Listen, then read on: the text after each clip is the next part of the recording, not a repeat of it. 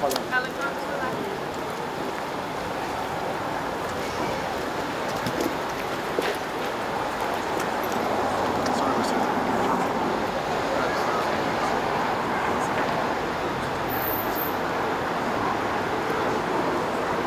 Princess of Wales has made an unexpected appearance alongside the Prince of Wales on a visit to Southport, where they held a private meeting with the bereaved families of 3 children killed in a knife attack in July. This was Catherine's first official public engagement since she finished her chemotherapy treatment. Royal sources say she decided to join Prince William to show her support, empathy and compassion to the local community. The couple spoke to emergency responders who helped at the scene of the devastating knife attack in the northwest seaside town. Catherine gave a hug to some of the emergency workers, with Fire Chief Phil Garrigan saying she could see the emotion in them.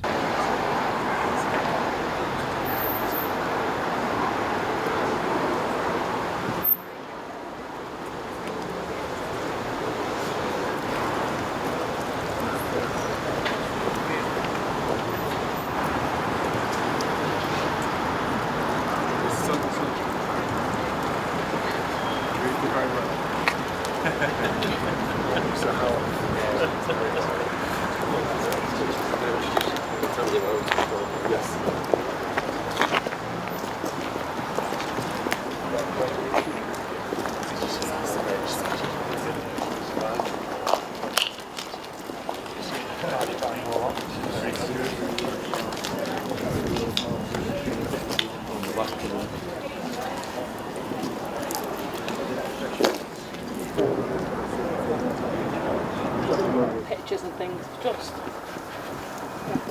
think as well, sorry, the family issue that you talked about, that's something that we sometimes don't recognise how much to support families, because they do want to help, and that's where a lot of people go initially, to the friends and families like that about, especially if you're in a 2-job family. Yes. But it's an interesting, there's the interesting debate that's had quite a lot actually about that, is that how much do you share with your loved one, and it's very individual. Some people do. Yeah, I think it's really important to be able to talk, but it's like people have said about protecting people, it's important to have an outlet for that, and I think sometimes that's maybe where I see our service fits in, that family and friends, that actually it's important for you to be able to talk about, so that's where reaching out to like a third party like us would give you that outlet. First responders across the board, now there's still gaps there that we could be better. You can speak honestly. The royal visit to Southport had been planned as a low-key event to allow time to be spent in private with families of the 3 children who died and with the yoga teacher who was present during the attack. But Catherine was a surprise addition, as she made one of only a handful of public appearances this year since revealing her cancer diagnosis. Wearing a long brown autumnal-looking coat, she arrived with her husband to meet the bereaved families and emergency workers described by Prince William as heroes. With her chemotherapy having ended, Catherine has begun a gradual return to work, including meetings about her early years campaign last month. However, this is the biggest moment so far in returning to the royal duties. Catherine has spoken of having good days and bad days, and Kensington Palace has cautioned that her appearance might have to be flexible and be subject to last-minute changes. It's really important to be able to talk, but it's like people have said about protecting people, it's important to have an outlet for that, and I think sometimes that's maybe where I see our service fits in, that family and friends, that actually it's important for you to be able to talk about, so that's where reaching out to like a third party like us would give you that outlet. First responders across the board, now there's still gaps there that we could be better. You can speak honestly. I think we're quite privileged in the fire service that we have a lot more time than the other services to be able to focus on mental health. And one of the things that was coming up quite frequently is that the other services don't necessarily get the time, because they're so busy, they don't get the time to actually be able to dedicate to looking at that. Yeah, maybe a bit from ourselves as well. Perhaps we'll have to go back into work until I've got on the day off. I've got such precious time with your children, and Like this, or even if it wasn't just the attrition of what you guys do on a day-to-day basis, your of line management come along and say, well, actually, there's a enforced break, if you like, on the work you're doing for say 2-3 months, to decompress, to go and do something different, to take your mind away, to go and maybe do some mental health training or work, whatever it might be. Instead of you as an individual, I'd put your hand up and say, I need help. Would that change the dynamic and the conversation here, do you think? I don't think there's the stigma that used to be surrounding mental health in the adult service at all, really. Because that's what I worry about, is if we're always relying on the individual to put their hand up and say, I need help, this is going to take an awfully long time to People get go lost through. along the way and won't be captured. You're supporting individuals and families at sometimes the most traumatic or the darkest times for them, and actually for you to witness that and be part of that, you needed support yourself. I found that don't matter what they're dealing with, because everybody's, so the next job you might go to them, that's the most important thing in the world, so you've got to treat that what It takes something, I imagine. For me, I went off the day after, that day, and then the Prime Minister came on Tuesday, so I went back into that. And that was quite difficult to deal with, because I wanted to just be alone and deal with what process what I'd just dealt with the day before. I tried to go back, it didn't work. I was sitting in the office feeling anxiety, which is not a common feeling for me in that setting, in my office, quite comfortable in my office. I felt anxious, my hands were sweating, my legs were shaking for no reason, being in the safety of my office, and I was seeing things that I normally see. So for example, there's always cake in a police office. There's always somebody's birthday or somebody's always messed up. It always happens. There's a sharp knife on top of the cake, and that really sent me. I was, I can't deal with that. I can't put a knife, which is so irrational to me.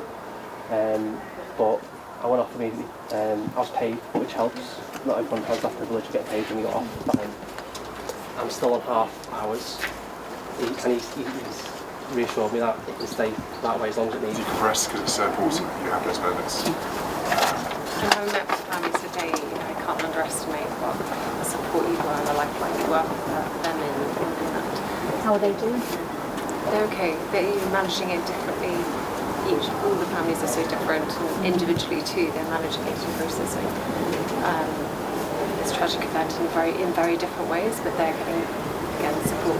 And I think being able to have opportunities to be able to speak to different people in the community about the experience and joining up together and sharing their experience, I think is massively helpful.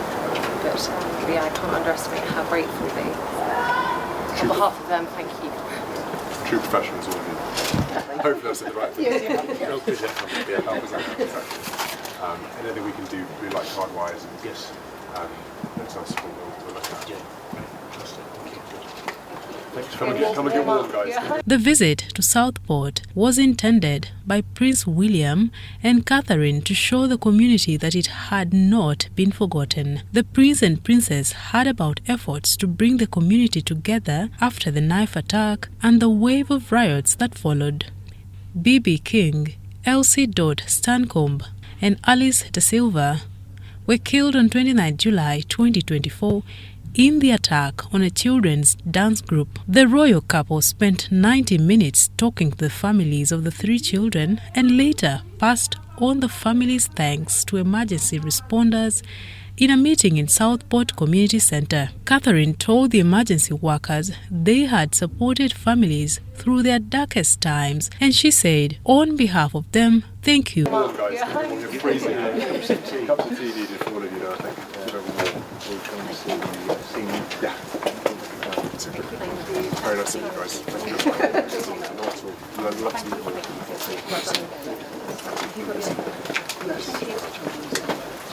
How do you fit a helicopter, Steve? It's shoving you in. What aircraft do you fit? Exactly.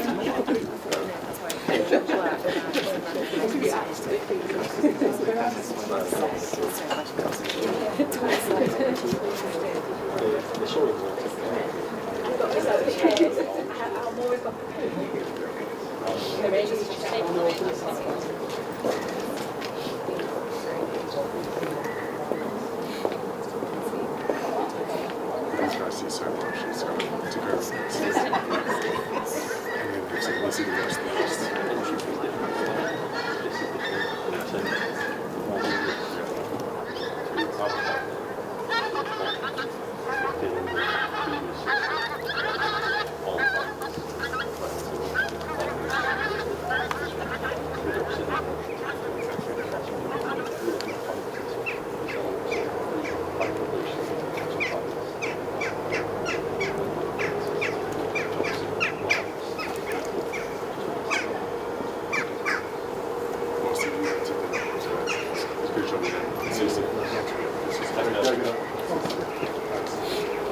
Thank you both.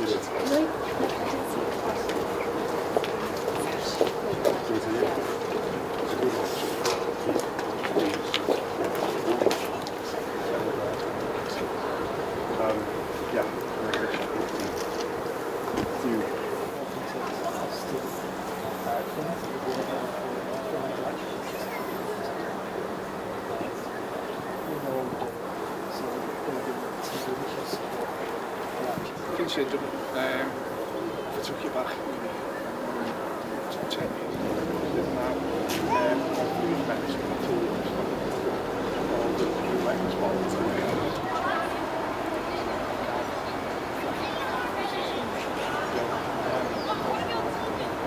Know where they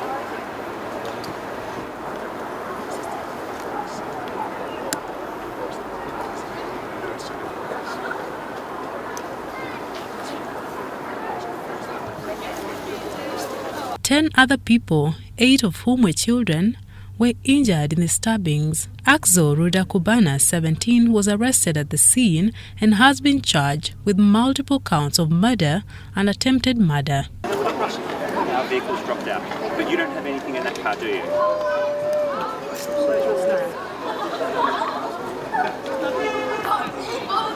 can't hear anything.